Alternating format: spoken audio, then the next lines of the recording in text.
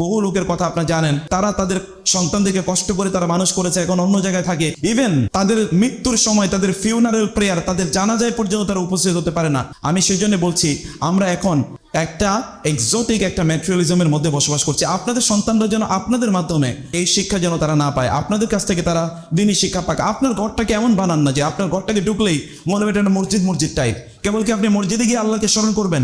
আপনার ঘরটাতে ঢুকলেই যেন মনে হবে যে যেন একটা মাদ্রাসা টাইপ। একজন ঢুকলেই মনে হবে যে এটা তো দেখি একটা ইসলামিক একটা এনভায়রনমেন্টে আমি প্রবেশ করেছি। যিনি আসলেন তিনি আপনার ঘরে ঢোকার পর একটা দাওয়াত পেলেন। আপনার ঘরে অন্যান্য বইয়ের পাশাপাশি সাইড বাই সাইড সেখানে যদি কোনো লাইব্রেরি থাকে, সেখানে দিনী বই থাকুক, কোরআন থাকুক, সেখানে কোরআনের তাফসির থাকুক, হাদিসের বই থাকুক, রাসূলের জীবনী থাকুক, অন্যান্য দিনী বইগুলো থাকুক। আলাদা একটা কোয়ার্টার, একটা কর্নার রাখবেন।